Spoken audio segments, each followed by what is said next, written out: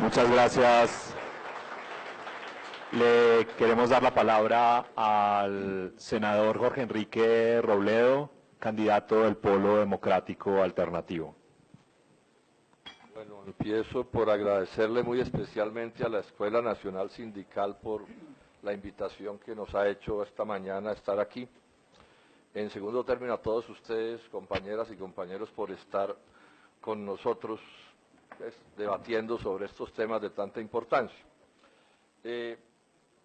La Escuela Nacional Sindical acaba de producir este documento, ojalá todos lo lean, porque creo que es un muy buen resumen del drama de los trabajadores colombianos. Allí están por partes, es un buen documento, vale la pena que lo lean y que lo guarden, además porque les resulta útiles para las charlas de educación sindical.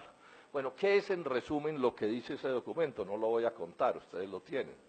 ¿Qué es lo que dice en resumen? Que las relaciones laborales en Colombia, las condiciones de trabajo en Colombia son un desastre. No hay absolutamente nada que tenga que ver con relaciones laborales en Colombia que funcione bien, que uno pueda decir, no sé, ir a Francia a una reunión y decir, es que en Colombia esto funciona bien. No, nada.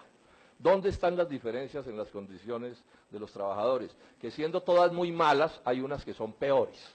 ¿Sí? Entonces, el desempleo es horrible, pero el de las mujeres es peor. ¿Sí? Una cosa está muy mal, pero la de estos es horrible, es todavía más mala. De eso es de lo que se trata este asunto. Eso es lo que tenemos. Es la primera radiografía que quiero señalar, repito, está en detalle documentada en este documento. Voy a partir como en tres grandes temas, digamos, este desastre laboral, para intentar precisar algunas cosas. La primera, todo el desastre que se deriva del desempleo y del rebusque que viene con el desempleo. Esa es una condición laboral particular. O sea, los que no tienen empleo son rebuscadores.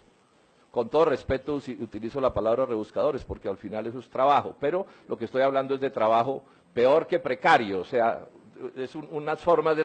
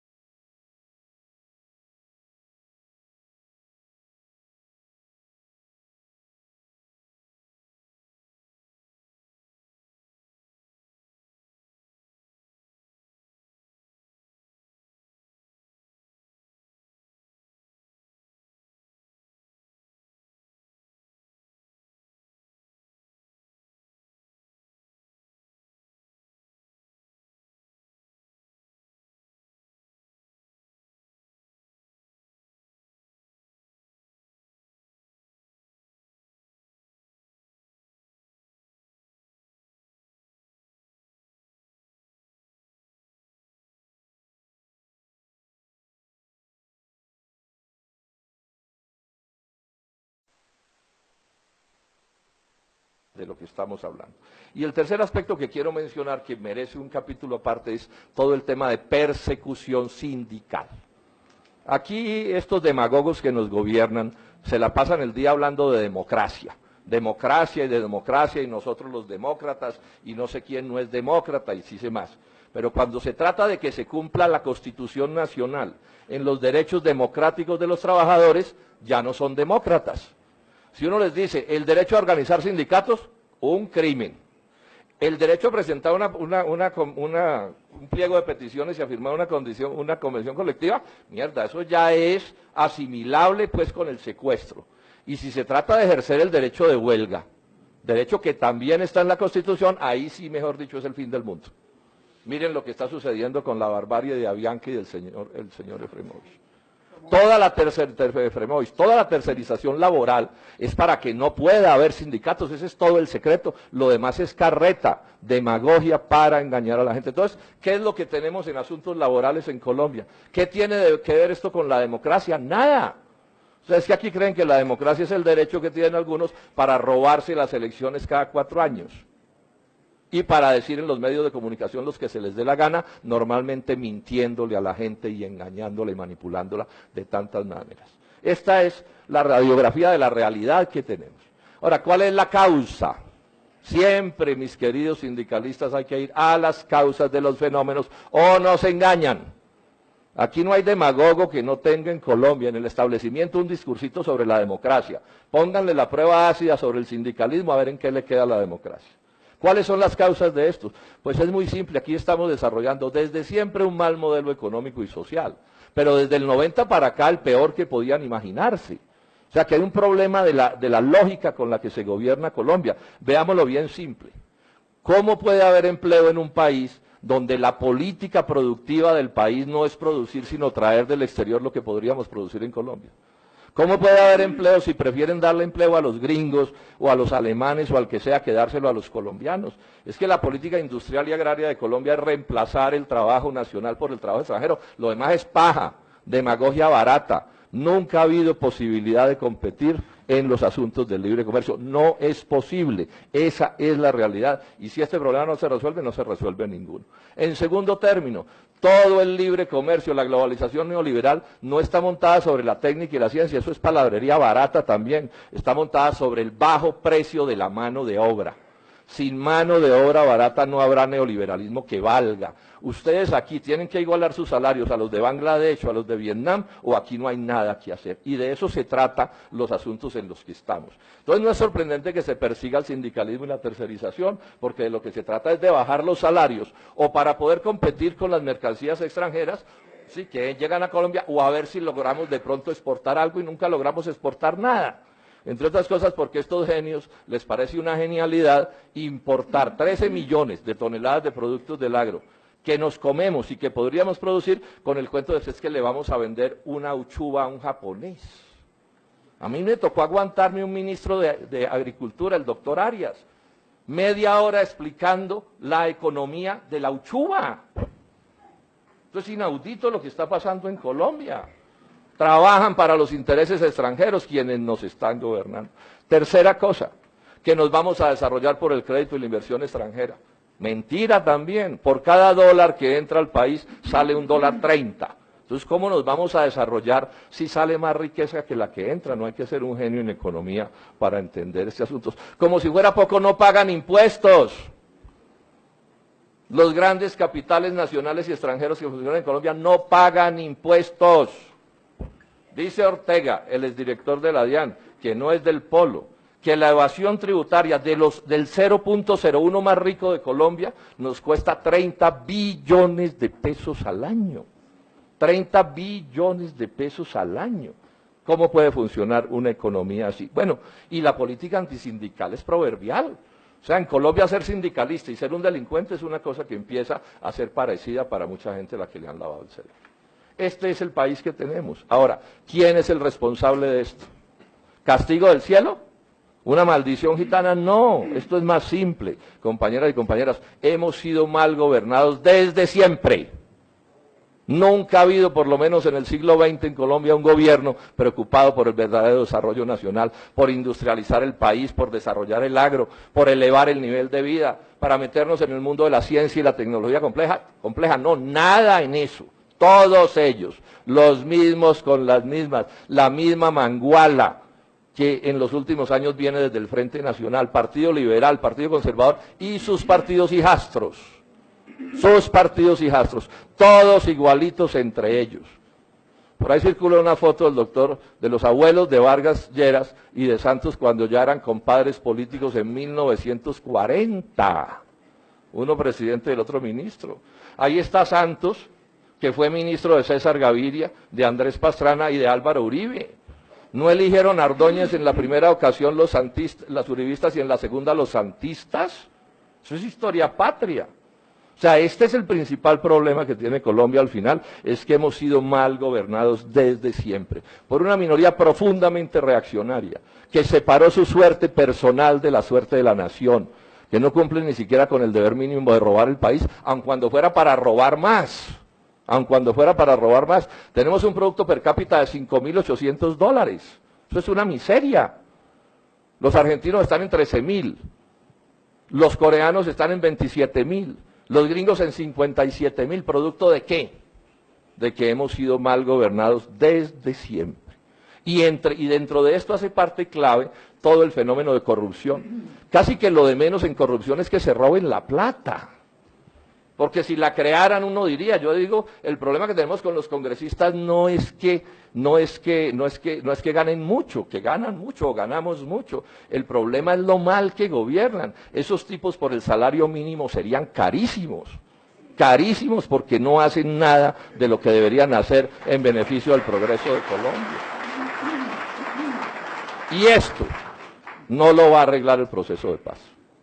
Y esto no me lo entiendan como una crítica al proceso de paz. Nosotros hemos respaldado el proceso de paz. Yo toda mi vida me he opuesto a la lucha armada, entonces no voy a estar de acuerdo con que se desarmen las FARC. Pues claro que estoy muy contento. Pero eso no nos resuelve este problema. Aquí no van a cambiar las condiciones laborales de ustedes y del sindicalismo porque hay proceso de paz. No hay una palabra sobre eso en los acuerdos. Y no lo digo como una crítica, entiéndanme bien, lo digo como un hecho. Me alegra el proceso de paz. Nos va a mejorar las condiciones para luchar por las transformaciones de Colombia, pero ahí no van a estar las transformaciones. Entonces esto es parte clave en el asunto para ver qué es lo que se viene. Porque empieza a haber un gran debate en Colombia, yo lo quiero plantear con toda franqueza. Quienes creen que todo el debate del año entrante es un debate sobre el tema del proceso de paz y que el país se debe partir en dos. Los amigos del proceso de paz y los contrarios al proceso de paz. Pues bien, nosotros estamos diciendo que no es así. Nosotros estamos diciendo que el polo defiende los acuerdos del proceso de paz, pero lo que estamos proponiendo como política tiene que incluir estos temas, o si no lo que vamos es a reelegir a Santos III, porque Santos está con el proceso de paz, claro que sí, pero también está con todo esto que estamos mencionando, ¿o no? ¿Con qué de esto que yo estoy mencionando no está Santos? ¿Y con qué de esto que yo estoy mencionando no están todos los partidos de la Unidad Nacional? ¿Con qué? Con nada. Entonces nosotros estamos diciendo es que no, aquí necesitamos respaldo al proceso de paz, pero una política con un jefe de Estado que empiece a resolver estos problemas. Entonces al final, ¿por qué? ¿Qué es lo que estamos teniendo el año entrante? Estoy haciendo un esfuerzo grande para cumplir los 10 minutos. Yo soy bien disciplinado en estas cosas, ¿cierto? ¿Sí? Entonces, ¿qué es lo que se va a votar el año entrante, mis queridos compañeros y compañeras? Muy simple, continuismo o cambio. Continuismo o cambio. Hay 2 o 3 versiones del continuismo, vamos a ver cuántas son. A mí no me sorprendía que al final no hubiera sino 2, porque la Maguala Santista lograra unirse en torno a Germán Vargas Lleras. Eso no lo descarten como una posibilidad que está allí. Pero bueno, pueden ser 3 las opciones del continuismo. Y vamos a ver qué va a pasar con las opciones del cambio. Estamos en esos procesos, son complejos, vamos a ver cómo se desarrollan las cosas. Todo con un propósito. Hay que derrotar a los mismos con las mismas o aquí nada cambiará, no se dejen engañar. Otra vez el mismo cuento.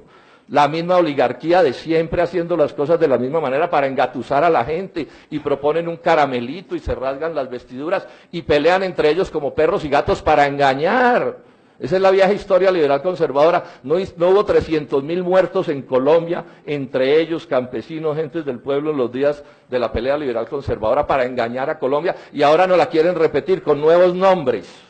Pero la misma historia, las mismas cosas.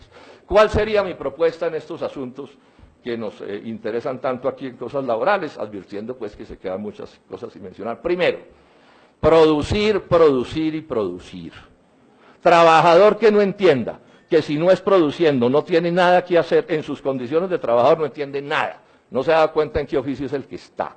No puede haber empleo donde no se crea riqueza, donde no hay agro, donde no hay industria, donde el producto per cápita no sube de 5.800 a cifras mayores, donde no hay técnica, donde no hay ciencia. Eso es ABC de este asunto.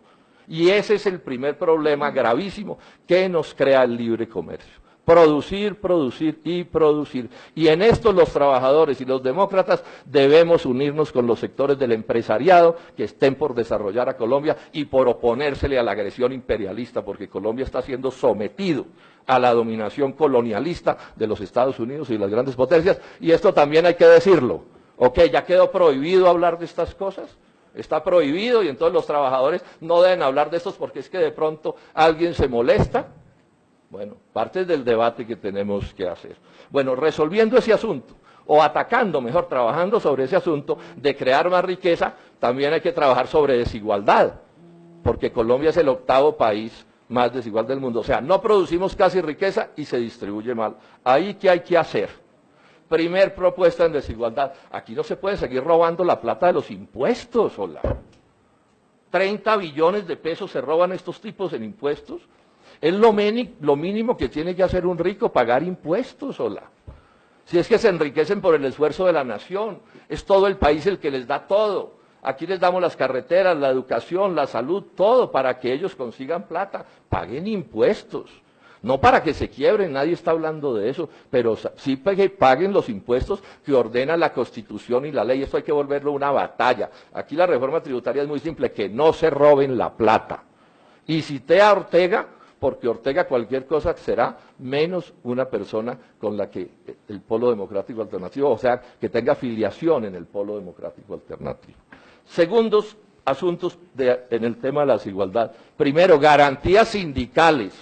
Yo les digo con franqueza, yo soy amigo de los sindicatos y no me da pena ser amigo de los sindicatos y de los sindicalistas. Y si aquí no hay garantías laborales, no hay cómo atacar de verdad la desigualdad social. Y eso hay que explicárselo al empresariado, cuya economía defiendo. No, esto es con la economía empresarial desarrollándose, la de los campesinos y la de los indígenas y la de todo el mundo, pero con derechos laborales de los trabajadores. Porque está en la Constitución y porque es un criterio democrático. Yo en esto, repito, soy amigo de la causa de los trabajadores. Mis puntos de vista en esto son los de los trabajadores. Y no...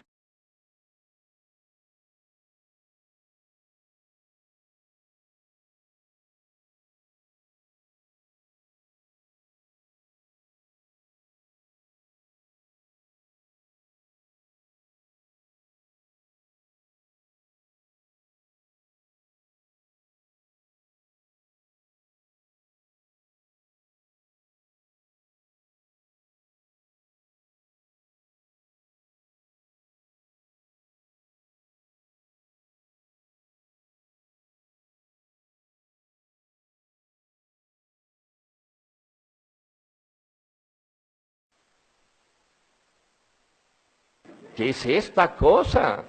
Es en esto en lo que estamos. Cuarta idea, carreras administrativas en el sector público, no más la vagabundería de que extorsionan a los trabajadores con los puestos. Necesitamos carreras administrativas y esto es golpeando la privatización, que no solo es garantizar las peores condiciones laborales para los trabajadores, sino ni siquiera acumular el conocimiento y robarse la plata, porque ese es parte del fenómeno de las carreras administrativas. Y por último, digamos esto, y se me quedan cosas, estoy bregando a cumplir. Seguridad social. Seguridad social.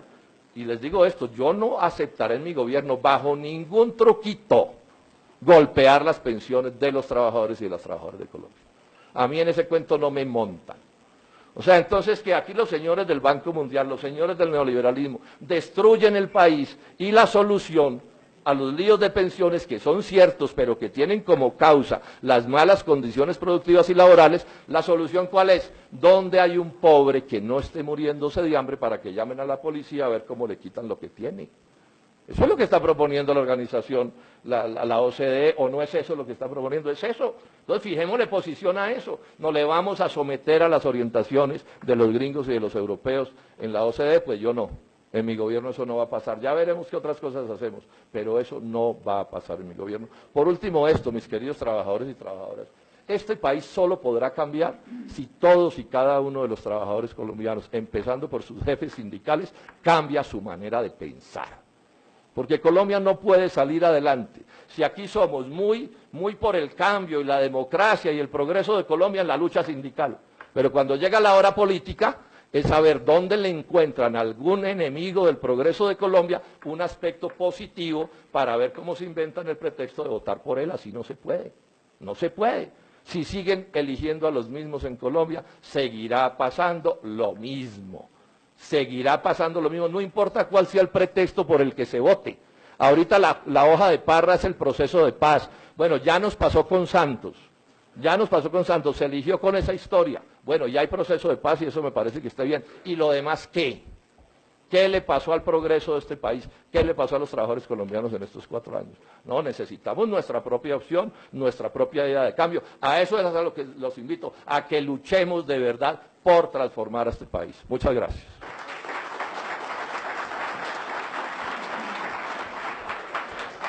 Muchas gracias al senador Jorge Robledo y le doy la palabra a el exalcalde de Bogotá y ex senador Gustavo Petro Rego, candidato de la Colombia Humana. por 10 minutos. Gracias. Pues siendo el último de los que intervienen en esta mesa, me toca hacer una transición, palabra que está de moda, para iniciar un conversatorio. Entonces,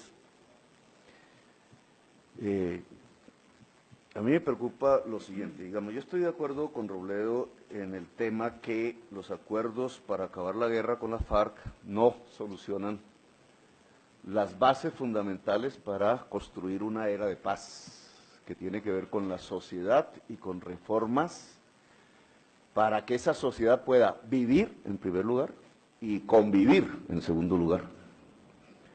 La segunda tiene como condición la primera, las reformas para vivir.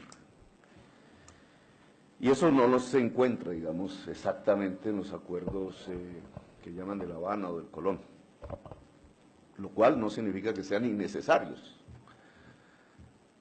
Y estoy de acuerdo con Robledo en el sentido de que habría que buscar un empresariado que ayudara en las reformas, un pacto.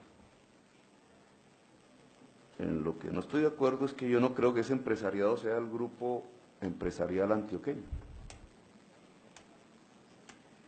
Y básicamente porque si uno se propone una reforma de pensiones, por ejemplo, como la que explicó, retomando una idea nuestra, Claudia López, el modelo de Pilares, que es una idea que no es nuestra, es una idea que se implementa en Uruguay en la búsqueda de implementar pensiones.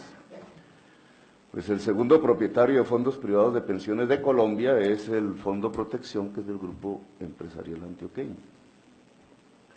O si se pretende una explosión productiva del país, hay que recortar las rentas financieras, que se mueven fundamentalmente alrededor de las pensiones y la salud, y el principal banco de Colombia es del Grupo Empresarial Antioqueño. Entonces, yo creo que esa búsqueda hay que, y en terreno positivo hay que acicalarla más, y voy a tratar de explicarla. Digamos, el trasfondo, el paradigma que está en el documento de la escuela, y que es la base de esta discusión, es más o menos el siguiente, y no lo comparto estrictamente. Existió una revolución industrial en el mundo, la hizo el capitalismo, en muchas sociedades logró que la mayor parte de la sociedad se dividiera en dos, asalariados, la inmensa mayoría, trabajadores, hombres en esa época, y empresarios. Y lograron un pacto después de intensas luchas obrero-patronales, políticas, no solamente sindicales. Ese pacto fue el estado de bienestar. Lograron, a partir de esa extensión del trabajo asalariado e incrementos de la productividad, cuyos beneficios se dividían en ganancias para los empresarios y salarios más altos para los trabajadores nacionales de esos países, unos aparatos fuertemente financiados vía impuestos o parafiscales que llamamos nosotros, en pensiones, en seguridad social en general, universidades públicas, estado de bienestar se le llamó eso.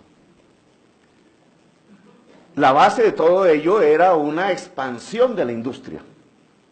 Y a partir de esa expansión de la industria del siglo XX, hubo un cambio sustancial de la agricultura, que llamamos hoy agricultura moderna, capitalista, y unos servicios adecuados a ese tipo de proceso de industrialización que copó el escenario económico del siglo XX. Sus productos fueron básicamente los que consumimos en el siglo XX.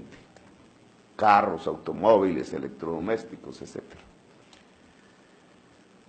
Eso que sucedió en el mundo desarrollado y que generó ese aparato de protección social se frustró en Colombia. Ni siquiera logramos los niveles que sí alcanzaron México o Argentina, el cono sur, Uruguay, el sur del Brasil, que lograron acuerdos obrero-empresariales u campesino-empresariales, como en el caso de México a principios del siglo XX, y determinaron un crecimiento de la nación, un crecimiento de la industria, unos mejores niveles, por tanto, a partir de la industrialización de aparatos de protección social. A eso le llaman hoy los neoliberales el populismo. Pero en Colombia ni siquiera eso hicimos. El proyecto de la industrialización en Colombia murió con Alfonso López Pumarejo, 1936. Para ponerlo en términos más concisos, fue hundido en sangre. Y quien se privilegió en el poder fueron los grandes poseedores de tierras, que se adueñaron de la política, que se adueñaron de las armas, que se adueñaron incluso del país. Y que hoy tienen sus consecuencias en lo que podríamos llamar el mega narco latifundio improductivo. Un mundo semifeudal. Un mundo que castraba las posibilidades de la industrialización en Colombia. La renuncia de López Pumarejo, el asesinato de Gaitán, la destrucción después de la economía cafetera y luego el incremento del narcotráfico en Colombia, el paramilitarismo, toda esta historia contemporánea, el hecho de que los escasos industriales que nacieron a partir de la protección y exclusivamente del Estado, el señor Ardila, el señor Santo Domingo, el señor, prácticamente, y los del grupo empresarial antioqueño en otro lado del país, financiaran el paramilitarismo, es la expresión de la subordinación del enclenque aparato industrial colombiano a el semifeudalismo de la gran propiedad de tierras.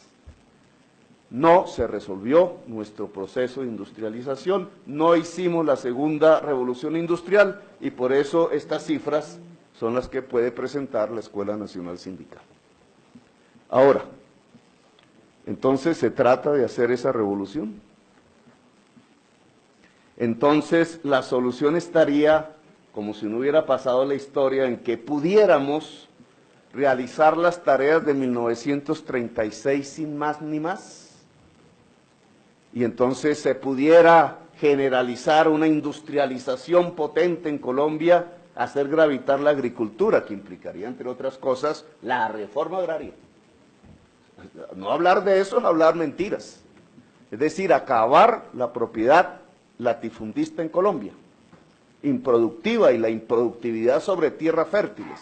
Pero sobre esa base podríamos hacerlo en estas condiciones. Y entonces poder hablar de un sistema pensional universal, etcétera, de protección social universal, una especie de estado de bienestar al estilo del siglo XX, francés, inglés, norteamericano, pero en Colombia. Yo pienso, yo nací y mi vida política ha transcurrido en estos 40 años de mis 57, ya bastante, en medio del mundo del trabajo. Y yo creo que, y aprendí, que de lo que se trataba era de la emancipación del trabajo. Eso fue lo que aprendí de niño. Y por tanto, en cierta forma, mi obsesión ha sido cómo, digamos, el mundo del trabajo, y entre ellos el mundo sindicalista, tendría que comprender las transformaciones que ese mundo del trabajo está sufriendo hoy, para intentar dentro de esas transformaciones reivindicar la tesis de la emancipación del trabajo. La emancipación del trabajo es el trabajo decente. Es el tema, el título del evento.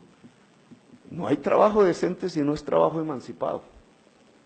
Trabajo decente no es simplemente trabajo asalariado, que equivale a empleo. No, el trabajo decente es el trabajo libre, que genera el desarrollo del individuo, de la persona y de la sociedad. Hombre, mujer, joven o viejo. Y aquí me inscribo un poco en esta segunda parte de mi intervención. ¿Qué está pasando en el mundo? Yo como un Quijote aquí, un tanto en solitario, he hablado del cambio climático, a ver si eso, me han destituido por eso 2 veces. Pero yo creo que ese tema no se ha profundizado realmente en las propuestas y en lo que está significando esto en el mundo. El cambio climático como reacción que tiene la humanidad para sobrevivir, para vivir, está provocando algo que se llama la tercera revolución industrial. balbuciante, no programada por estados, en una perspectiva muy diferente a la de octubre del año 1917, está apareciendo con mucha fuerza, empujando desde el seno de la economía misma algo que yo creo que debemos ponerle cuidado. Hay una transformación energética fundamental. Hay que separarse del petróleo y del carbón. Algunos sindicalistas ligados a esas ramas dirán, uy, cuidado, ¿cómo? Toca. Nos obliga la vida a separarnos del petróleo y del carbón, las energías sucias. Y eso crea un nuevo escenario que está siendo impulsado empresarial e individualmente, que se llama las energías limpias, que en nuestro caso es el sol, pero también el viento, el agua, etcétera, pero de una manera que empieza a tener una tensión política en el mundo. Las energías limpias se pueden producir en cada hogar. Y si se producen en cada hogar y se interconectan a través de redes inteligentes, el mercado mundial capitalista de la energía se desploma. Y este es un tema que tenemos que tener con cuidado y verlo con cuidado. ¿Qué pasa si millones de personas en nuestro país empiezan a generar energías limpias en sus casas? Uno, su costo de energía baja a cero.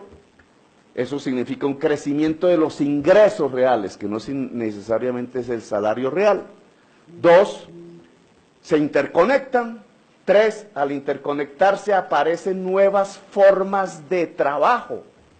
Y esto es lo que quiero subrayar. La nueva economía subrepticia en medio de una crisis dramática del capitalismo, de la agonía de la segunda revolución industrial, está haciendo aparecer un nuevo tipo de trabajo, cada vez más amplio, cada vez más extenso, que puede ser dominado por el capital o puede emanciparse del capital. En el mundo, el trabajo asalariado está retrocediendo. Eso no era el siglo pasado, es de ahorita. Y ustedes lo deben haber ya observado. Es decir, esos trabajadores de la revolución industrial en Estados Unidos, Francia, Inglaterra, hombres en general, que movían grandes maquinarias, músculo, fuerza muscular como base del trabajo, que lograron altos salarios, que lograron a través de sus luchas el sistema de protección social, se vino al suelo. El mayor empobrecimiento en el mundo está ahí, en ese sector de los trabajadores blancos, industriales, y políticamente van pasando hacia las derechas, entre otras cosas, por miedo a la inmigración. ¿Qué lo está reemplazando? Claro, si se cae el trabajo asalariado en el mundo desarrollado, ese es el libro de Thomas Piketty, que hay que leer, El Capital. Se caen todos los aparatos de protección social sustentados sobre el trabajo asalariado, empiezan a tambalear, son balbuciantes. La gran discusión del Obamacare, etcétera, en los Estados Unidos, la discusión política europea. Ay, Dios mío. En medio de esa caída de la segunda revolución industrial hay una resistencia del mundo del trabajo. Esa resistencia del mundo del trabajo ya no se está dando dentro de la fábrica, que se ha automatizado completamente. Ustedes son testigos de eso en Colombia. Ya reemplazaron a los trabajadores al máximo, salen. El mundo de la resistencia del trabajo se está estableciendo en el trabajo fuera de la fábrica, en el trabajo libre. Cada vez más juvenil, cada vez más femenino, cada vez más asociado, cada vez más en red y cada vez más en lucha en si es cooptado por el capital, la intención del capital y la ganancia de acoger el trabajo libre para volverlo ganancia o, al contrario, depurarlo del capital y volverlo un trabajo libre y creador. Esto solo se produce en la nueva economía, es decir, en la sinergia entre energías limpias distribuidas democráticamente y redes de todo tipo, que son también redes eléctricas y de datos. Esa sinergia que nos trae la electrificación del transporte masivo, que nos trae el abaratamiento de la energía eléctrica, que nos trae, por tanto, el abaratamiento de los procesos productivos, tanto en la agricultura como en la industria, como en los servicios, está generando un nuevo trabajo libre asociado a escala global. Mi invitación es adaptar nuestras formas de raciocinio, nuestras propuestas y nuestras formas de gobierno, si logramos ser gobierno, a esta nueva economía. Es decir, poder desarrollar la tercera revolución industrial en Colombia. Y utilizar, porque esta es una perspectiva a 30 años, y es lo que va a suceder ya completo en 30 años, utilizar los próximos 4 años del gobierno nacional en las adecuaciones institucionales y sociales que nos permita la irradiación completa de la tercera revolución industrial en Colombia. Y como el tiempo se me agotó y no quiero, pues obviamente ser abusivo con mis colegas, pues seguramente en las próximas preguntas podremos concretizar qué significaría esto, qué tipo de políticas, qué tipo de aparato de protección social podríamos tener, qué tipo de educación podríamos reformar, qué tipo de salud pública, cuáles las infraestructuras que debe desarrollar el Estado para propiciar, estimular este tipo de desarrollo y, entre otras, cuál sería el tipo de empresariado que realmente podría ser aliado junto a la fuerza y al mundo del trabajo en este tipo de transformación profunda de la economía colombiana. Gracias.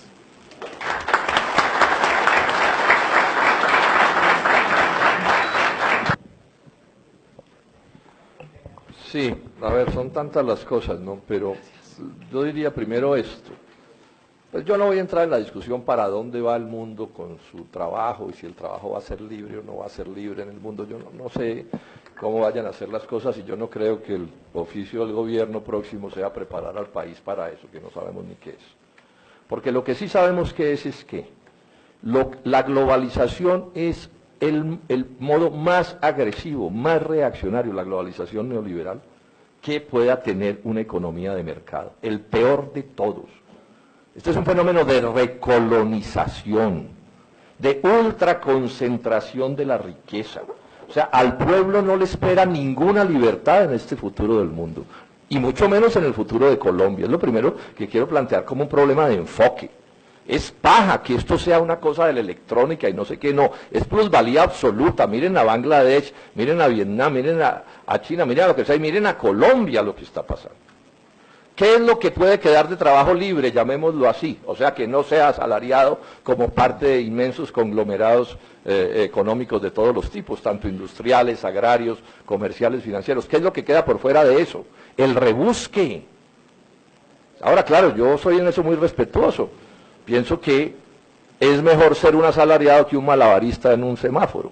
Pero bueno, esa puede ser la libertad del señor del semáforo. Pero al mundo no lo están sentenciando, no lo están llevando hacia eso. Al mundo lo están llevando hacia las cosas más retardatarias que uno se puede imaginar, porque es que esto además tampoco es aquí lo que se nos ocurra. No, aquí las grandes potencias, empezando por Estados Unidos, están diseñando un mundo.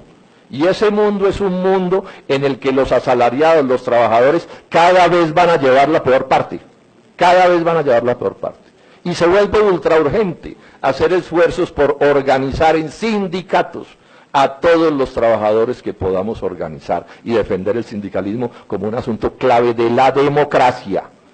Que alguien quiera, digamos, ser cuentapropista o no sé qué, pues yo digamos que a eso no me opongo, esa no es la discusión. Pero lo que quiero llamar la atención es que el mundo que nos están montando, hoy ya es profundamente reaccionario, cada vez más. Llamo la atención sobre eso. Miren, esto es tan retardatario lo que está sucediendo que no le hemos pasado en los últimos años defendiendo cosas que antes criticamos porque no eran las mejores, porque lo que hay es toda una política de recorte de las condiciones de vida, de las condiciones de trabajo, de la democracia, de todo. Ese es el mundo que tenemos al frente.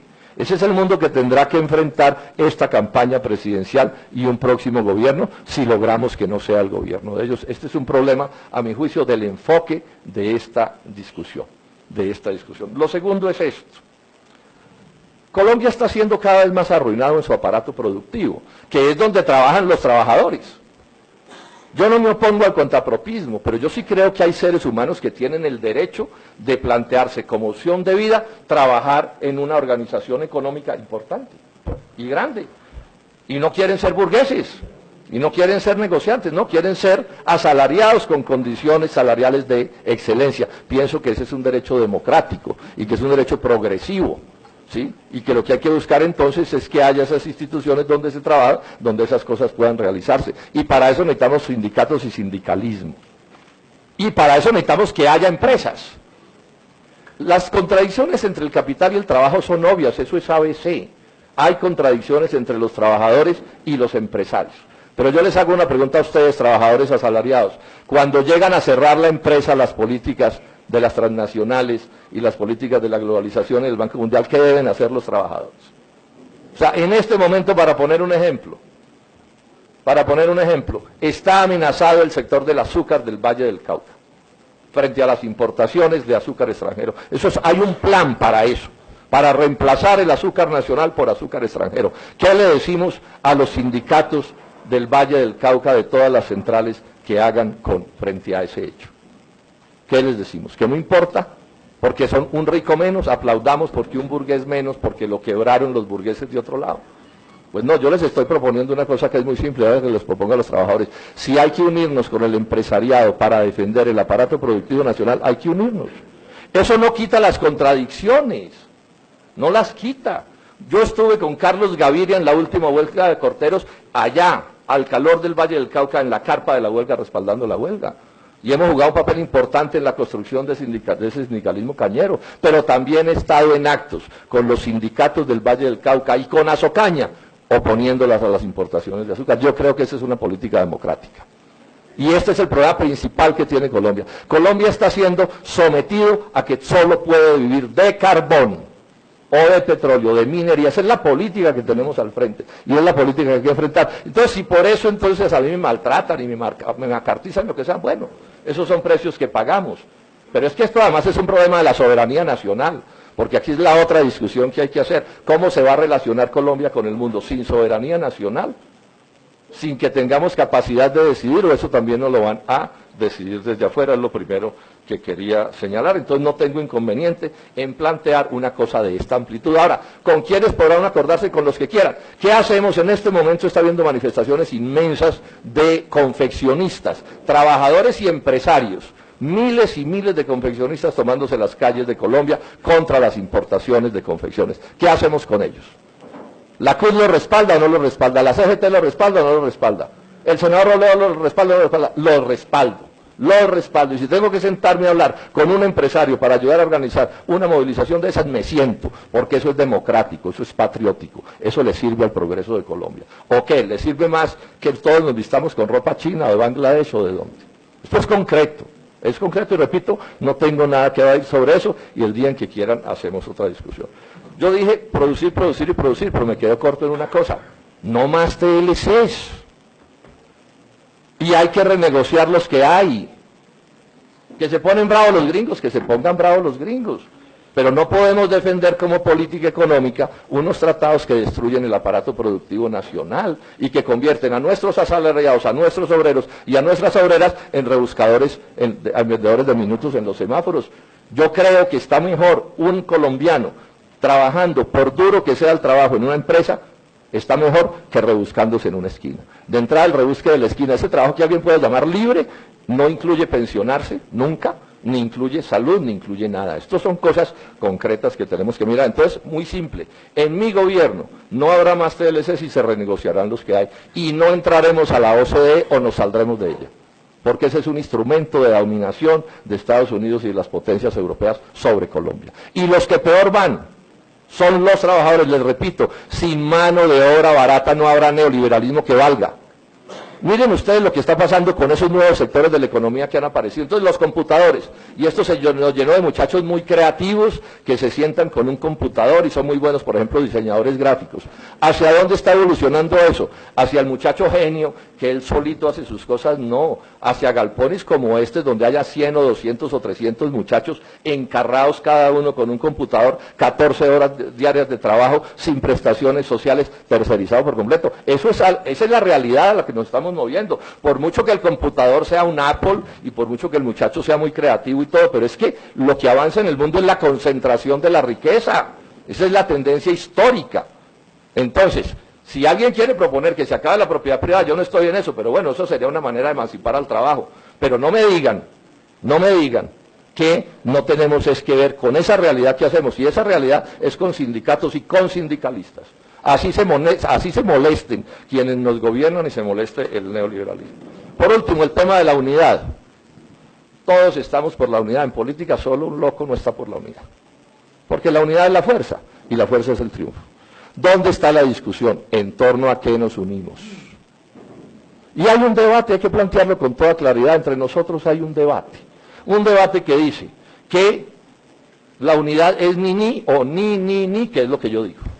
Y otros que dicen que no, que la unidad es ni, o dos nis.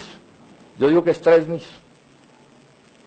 Es la posición no es mía, es la del Polo, es la oficial del Polo decidida en la Junta Nacional del año pasado. Nosotros no le jalamos a un gobierno de transición. No le jalamos a un gobierno de transición. ¿Por qué? Porque ese gobierno de transición es apenas ni, o de pronto ni. Y nosotros estamos proponiendo ni. A ver si lo ilustro. Ni con el Centro Democrático, ni con Cambio Radical, ni con la Unidad Nacional. Esa es nuestra posición. Y a partir de eso miremos qué hacemos. Y hasta dónde llegan las unidades. Pero yo no me voy a unir para reelegir a un santista, olvídense. Prefiero quedarme solo, esa es la posición del Polo. Está definida. Está definida. ¿Esto le quita importancia al proceso de paz? No, pues yo estoy a favor del proceso de paz. Estoy a favor de la paz desde hace 40 años. Hemos votado todas las leyes del proceso de paz. No ha habido una sola cosa que no hagamos a favor de ese proceso de paz. Y en mi gobierno se van a cumplir los acuerdos. Pero además vamos a renegociar los TLCs. No vamos a firmar más. Vamos a dar garantías laborales. Vamos a enfrentar la tercerización. Nada de eso nos lo acepta ninguno de esos otros tres ninis. Ojo con esto, mis queridos trabajadores. Yo quisiera que el mundo fuera más simple, pero no lo es. No lo es. Esta es la realidad. Entonces yo sí digo, unidad. Habrá que mirar los detalles. Unir es bien difícil, todos lo sabemos. Pero primer condición de la unidad es ni con el santismo, ni con el uribismo, ni con el vargallerismo. Y a partir de eso miremos a ver qué hacemos. Muchas gracias, esa es la posición. Senador. Bueno, indudablemente yo no estoy de acuerdo en eso de que nos importa un comino lo que pasa en el mundo y solo pensemos aquí, porque esa ha sido una de las tragedias colombianas. Yo le permito después la palabra al doctor Robledo, pero se inicia una discusión. Tenemos que mirar el mundo. El maestro Hegel nos enseñó que las contradicciones tienen un lado negativo y un lado positivo, ¿o no? Que en lo negativo, poniéndolo en términos de procesos sociales, y la política es lo que está muriendo. Claro, y podemos nosotros hablar aquí de todo lo que está muriendo, incluido el malabarista que para pedir limosna tiene que ponerse en una esquina. Y hablamos de lo que está muriendo. Pero mal haríamos si llevaríamos a un estrellón al movimiento social y popular en Colombia si no miramos lo que están haciendo, lo nuevo. Porque ahí nos tenemos que agarrar. ¿Agarrar para qué? Para transformar la sociedad, que es el papel nuestro. El papel de Uribe, el papel de Santos y el papel de Vargas Lleras es conservar lo que hay en la sociedad hoy. Nosotros estamos aquí es para cambiarlo. Y entonces en esa medida lo nuevo me parece que debe ser estudiado. Yo no digo que sea el portento y la utopía, no quiero caer en utopías. Por eso no he hablado de lo que va a pasar en 50 años, porque no lo sabemos. Pero sí hay unas tendencias que tenemos que mirar. Y sirven los ejemplos que ha dado el doctor Robledo para explicarlas. Veamos. El tema es del trabajo nuevo que aparece en la sociedad mundial es el malabarista que pide limosna en una esquina de Bogotá, o es Wikipedia? Yo habría unas preguntas. ¿Quiénes hemos mirado la enciclopedia Wikipedia, que antes eran unas enciclopedias que se vendían en el mercado, de grandes tomos pesadísimos, una mercancía, hecha por trabajadores en industrias editoriales? Hoy, ¿quién es el dueño de Wikipedia? ¿Cuántos trabajadores y trabajadoras han hecho Wikipedia? Millones en todo el mundo. Millones. ¿Qué usan? ¿Músculo o cerebro? Cerebro. Wikipedia, eléctricas. Inteligentes en el sentido que lleven también datos y comunicaciones. Esos son trabajadores y trabajadoras. ¿Qué tendríamos que hacer? Transporte eléctrico. Porque si se baja el costo de la energía por el incremento de la oferta generada democráticamente, el costo de la energía se desploma. Y si se desploma, es mejor tener metros, tranvías, red férrea nacional. El Estado tiene que aparecer allí. ¿Qué tenemos que hacer? Saberes, universidad pública, universal y gratuita, y no solamente para la juventud, sino como capacitación de un nuevo trabajo que enseñe a amar el saber, el trabajo en equipo y la naturaleza. Son tareas concretas. Ahora, eso en el campo de la institucionalidad, del aparato de protección social, ¿qué nos demanda? Nos demanda, pues, esa universidad pública y gratuita, pero no solamente para la juventud, sino extendida al conjunto de la sociedad. Nos demanda un modelo preventivo de salud estatal y público. Nos toca o hablar de una universidad pública gratuita y universal, que implica obviamente dineros y harto. Es un programa. ¿Dónde están nuestros amigos y los que no son nuestros amigos? ¿En dónde está la frontera de lo que nos separa de otros y de lo que nos puede unir? ¿No está alrededor del programa? O sea, a mí que me digan, ¿usted quiere apoyar a Fajardo? Sí. Pero yo no quiero apoyar a Fajardo sin un programa. Fajardo va a hacer, si llega a ser presidente con mi apoyo, la reforma pensional, la reforma de salud que necesitamos. Para Fajardo poderlo hacer, tiene que separarse de sus fuentes de financiación. O el sindicato antioqueño tiene que sentarse en la mesa y decir, oiga, yo creo que ustedes tienen razón, llegó el momento de cambiar el modelo económico y transitar a otro, con amplitud de derechos para los trabajadores y las trabajadoras. Y yo entendería si entonces la frontera los incluye o no.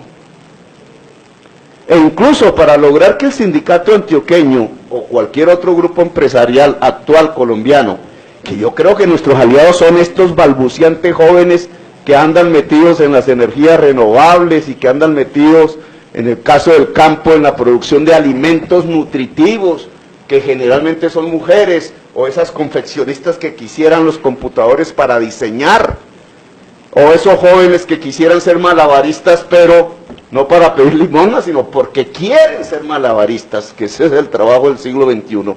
Ese empresariado es el que sería nuestro aliado, en mi opinión. Pero eso hay que ponerlo en una mesa a través de un programa. Y ese programa, en mi opinión, si queremos que sea democrático, si no queremos un nuevo engaño, si de verdad queremos una ruptura, llamen la transición o no, una ruptura que nos ponga en una era de paz y de transformaciones democráticas en Colombia, empieza por la unidad del campo popular, señores sindicalistas y señoras sindicalistas. No es romanticismo. No es mira a ver cómo usted se mete a un cuarto con Robledo y con Claudia López y se toman un tinto y llegan a un acuerdo. No. Tiene que comenzar por la unidad del campo popular, o si no los sectores medios del país y empresariales del país no van a querer hacer una reforma democrática en Colombia. Y entonces mi propuesta es al Polo Democrático, a los sectores progresistas del Partido Verde, a los que ya no están metidos en partidos, al movimiento indígena es, ¿y por qué no nos ponemos de acuerdo primero nosotros? Y presentamos un programa y esperamos cuáles son las barreras, los límites de nuestros aliados y aliadas hacia adelante. No es lo que deberíamos estar haciendo ya, y como no me quiero pasar del tiempo, entonces gracias. Muchas gracias. No sé, creo que Yo quiero deberíamos darle un minuto al senador quiero Robledo. referirme a algunas alusiones. Hombre, estamos trabajando en una alianza, eso se sabe, con Compromiso Ciudadano y Sergio Fajardo y Claudia López, y la Alianza Verde y el Polo Democrático y Jorge Enrique Robledo. Sí, es defendiendo la economía empresarial, sí señores, así es. A mí no me van a meter el cuento de que se es amigo de los trabajadores si se aplaude que se cierren las empresas. Ese cuento no me lo meten, ese cuento no me lo meten, no me lo meten. Pido por favor, algo que propongan, todo el respeto y el silencio para que pueda intervenir el con la senador. propiedad privada, que no es en lo que estamos. Entonces quiero ser preciso en esto. Yo soy amigo de los trabajadores de verdad, con cosas concretas y específicas, y no estoy de acuerdo con que se destruya el aparato productivo. Eso es una primera cosa que quiero ratificar. Y estamos haciendo esfuerzos por hacer ese acuerdo. Y ese acuerdo es obvio que contiene un programa, no hay para qué hacer insinuaciones pues desproporcionadas. Estamos trabajando en eso. Vamos a ver si aparece el programa. Si el programa no aparece, pues no habrá acuerdo. Pero ese programa no es santista, quiero repetir, no es santista, no es santista. Quiero repetir, porque es que aquí no puede ser que las cosas se tiran y se va en temas claves del debate. Se va en temas claves del debate. Aquí hay, en lo que uno puede llamar el campo de izquierda, un debate desde el 2010. ¿Nos vamos a unir con Santos o no? Y aquí hay quienes han defendido en este país aliarse con Santos durante todo este tiempo. Esa es una realidad que tenemos allí. ¿Qué le vamos a hacer? Yo no le jalo, el Polo no le jala a eso. Porque el santismo no es solo el proceso de paz, el santismo es todo el libre comercio y todo lo que está envileciendo las condiciones laborales de ustedes. Es el santismo y el uribismo y César Gaviria y todos ellos los que llenaron este país de malabaristas. Y es a eso a lo que yo me refiero de los asuntos globales. Es que los asuntos globales están metidos en Colombia, todo el tiempo estamos llenos de asuntos globales. ¿O es que la tercerización de dónde vino? Entonces aquí se habla y se habla y se habla y no se critica el libre comercio, y se habla y se habla y se habla y no se critican los tratados de libre comercio, ni se critica la OCDE. Eso no es tema del debate, no le interesa eso a los trabajadores. Por ejemplo, aquí se dice que hay mucha caña de azúcar en el Valle del Cauca, y eso es verdad, y no debería ser así. Pero en parte la hay porque acabaron con todo el resto de la agricultura de Colombia y allá quedaron arrinconados en eso, porque aquí el que siembre maíz o el que siembre trigo o el que siembre cebada se quiebra, y eso tiene que ser parte del debate, y ahora vienen por el azúcar, y eso no es tema de discusión. Santos está dedicado a arruinar el azúcar y eso no nos importa, que porque los propietarios de esos ingenios son muy platudos, sí, son muy platudos. ¿Y qué pasa con los trabajadores? A mí no me van a decir que se defiende bien a los trabajadores si se dice que hay que desbaratar el aparato productivo de un país. Ese cuento no me lo echan. Eso es ABC de economía política, está claro desde hace mucho rato. En el mundo se ha discutido si las empresas deben ser públicas o privadas, estatales o no, grandes o chiquitas o lo que sea, pero en el mundo serio nunca se ha discutido la existencia de las empresas. Y menos lo han discutido los trabajadores, mis queridos sindicalistas. O sea, el movimiento ludista, ese movimiento que destruía las máquinas en el siglo XVIII porque pensaba que el problema eran las máquinas, no es lo que debemos defender como una concepción en este momento. Entonces aquí se pintan pajaritos de oro. Yo les pregunto a ustedes, sindicalistas que han estudiado esto, ¿puede haber desarrollo de verdad en Colombia en un ambiente de TLC? ¿Puede haberlo? ¿Eso puede suceder?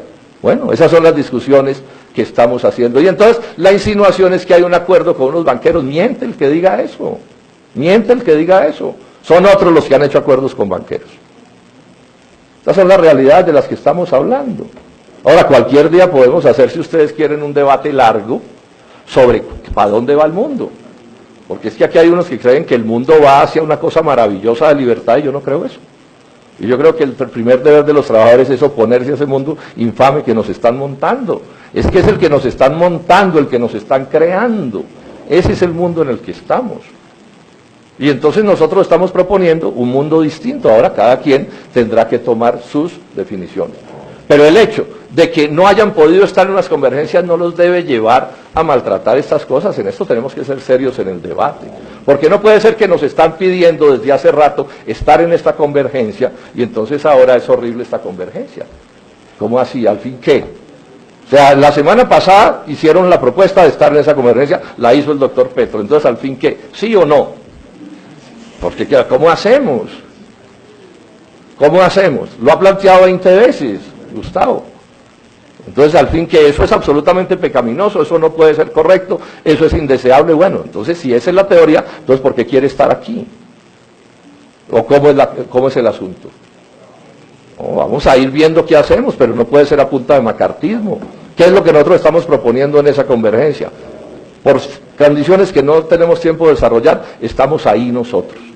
Y una vez, si somos capaces de encontrar el programa que nos une y los mecanismos, veremos con quién más podemos avanzar, con una norma. Es ni, no es santista, no es santista. Yo aquí quiero recordar, yo no voté por Santos ni en la primera vuelta, ni en la segunda vuelta. Ese es el debate que tenemos.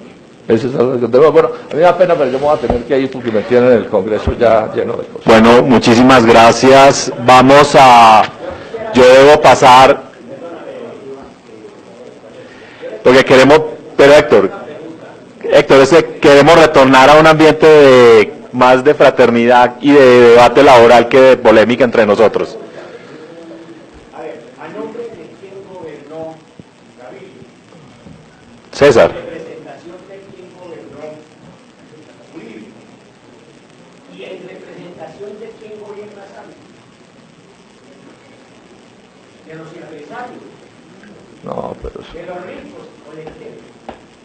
¿Me permite una respuesta? No, pero es que esto aquí entonces va a volver una gavilla. A ver, dame la palabra un momento, yo respondo. Sí, senador. No.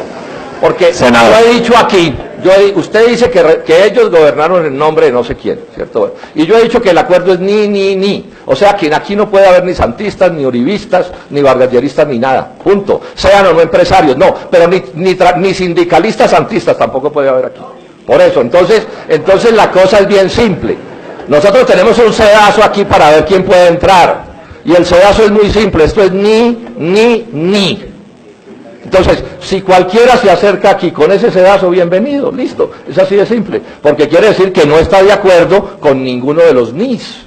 Pero aquí no me van a montar el cuento, pues, de enrojecer las cosas a nombre del santismo. Me da pena, pero no. En ese cuento a mí no me meten, que estamos ya demasiado viejos para estas cosas. Aquí hay un sedazo, que es el sedazo de un programa, que es un programa contrario al que ellos defienden. Entre otras cosas, la corrupción de ellos, porque es que aquí, pues, o es que ya se les olvidó lo que salió ayer del doctor Santos en los papeles del paraíso. Eso tampoco es parte del asunto. Yo le pido, Héctor, por favor, yo les pido que ya dejemos este tema. Es una cosa de la política, senador. Quieren despachar esto con macartismo. Entonces yo sí les digo esto, mis queridos trabajadores, aplaudiendo que se cierren las empresas, a mi juicio están bastante desenfocados, bastante desenfocados. Ese es el debate. Pero bueno, yo los dejo y muchísimas gracias.